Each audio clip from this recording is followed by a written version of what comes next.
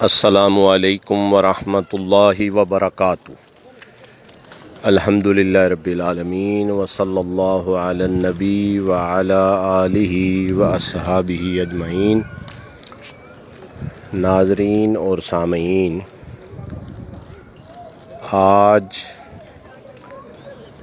12 ربیع الاخر 1442 ہجری بمطابق 27 نومبر 2020، یہ جیسا کہ آپ کو نظر آ رہا ہے اس وقت جبل احد اور اسی طرح یہ جبل رما جو تیر اندازوں کا پہاڑ ہے، اور اسی طرح یہ مقبرہ احد یہاں آج ہم موجود ہیں۔ تو جیسا کہ آپ دیکھ رہے ہیں کہ یہاں جو ہے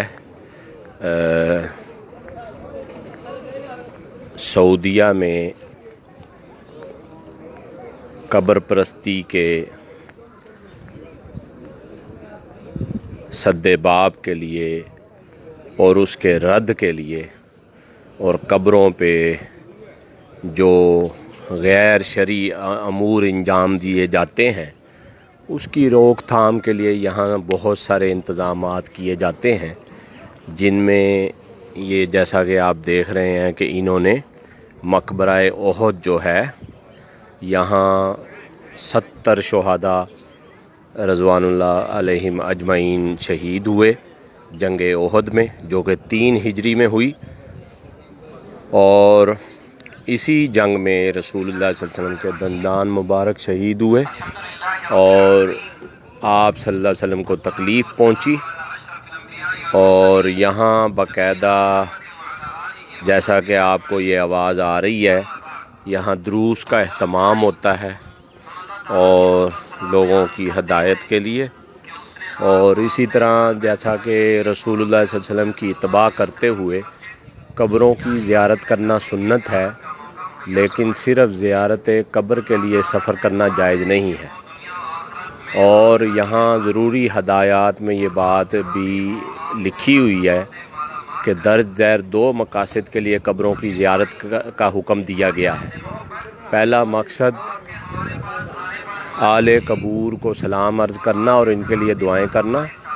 نبی کریم صلی اللہ علیہ وسلم زیارت کے وقت یہ دعا پڑھا کرتے تھے: السلام علیکم اہل الدیار من المؤمنین والمسلمین وإنا انشاء اللہ للاحقون اسأل اللہ لنا ولکم العافیہ۔ مسلم نے اس کو روایت کیا۔ اس کا ترجمہ یہ ہے: سلامتی ہو تم پر اے مومنوں اور مسلمانوں کی بستی والو، ہم بھی انشاءاللہ تم سے آ ملنے والے ہیں، ہم اپنے اور تمہارے لیے اللہ تعالیٰ سے عافیت کے طلبگار ہیں۔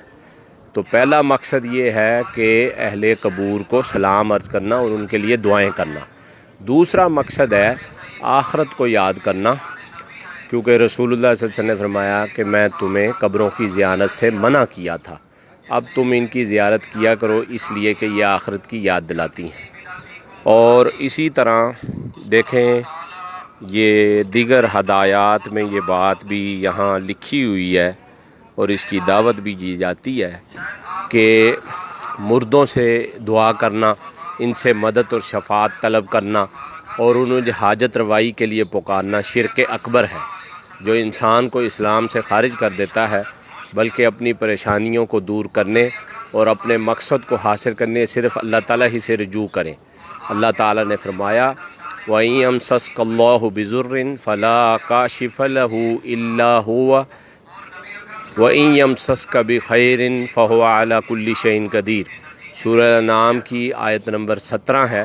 اللہ تعالیٰ نے فرمایا اگر اللہ تعالیٰ تمہیں کسی مصیبت میں مبتلا کر دے تو اسے اللہ کے سوا کوئی دور کرنے والا نہیں ہے، اور اگر اللہ تعالیٰ تمہیں کسی خیر سے نوازے تو وہ ہر چیز پر قادر ہے۔ رسول اللہ صلی اللہ علیہ وسلم نے فرمایا جب تم مانگو تو صرف اللہ تعالیٰ ہی سے مانگو، اور جب تم مدد طلب کرو تو صرف اللہ تعالیٰ ہی سے مدد طلب کرو۔ قبروں کو برکت کے لیے چھونا بدعت اور ناجائز ہے، اور شرک کے وسائل میں سے ایک ہے۔ احد پہاڑ اور جبل رما پر برکت کی نیت سے چڑھنا، نیز وہاں سے مٹی یا کنکریاں لینا جائز نہیں ہے۔ تو یہ جیسا کہ آپ دیکھ رہے ہیں، یہ جو باتیں میں نے آپ کے سامنے عرض کی ہیں، ہمیں اس پہ عمل کرنا چاہیے۔ ہمارے بہت سارے بھائی ہیں، وہ یہاں 15 سال 20 سال گزار دیتے ہیں، لیکن ضد کرتے ہیں۔ تو یہ مقبرہ احد جو ہے، یہاں انفرادی قبریں نہیں ہیں بلکہ اجتماعی قبریں ہیں۔ تو یہ قبر جماعی جس کو کہتے ہیں، ایک ہی قبر میں کافی سارے شہداء کو دفن کیا گیا۔ تو یہ جو مقبرہ احد جو ہے، یہ پہلے یہاں نہیں تھا۔ اس کو حضرت امیر معاویہ رضی اللہ عنہ کے دور حکومت میں یہاں اس کو شفٹ کیا گیا۔ یہ پہلے کسی دوسری جگہ تھا، تو وہاں سیلاب آیا، تو جس کی وجہ سے یہ مقبرہ ان کے دور میں یہاں شفٹ کر دیا گیا۔ تو یہ ساری باتیں گزارش کرنے کا مقصد یہ ہے کہ بھائی دیکھیں، جو ہمارے اردو داں بھائی ہیں، جہاں جہاں تک یہ آواز پہنچ رہی ہے، اور جیسا کہ آپ جانتے ہیں کہ اردو کافی سارے ممالک میں بولی جاتی ہے، تو ہمیں چاہیے کہ ہم جو دین کا بہت سارا ذخیرہ جو ہے اردو میں موجود ہے، قرآن مجید ترجمہ اور تفسیر کے ساتھ پڑھیں۔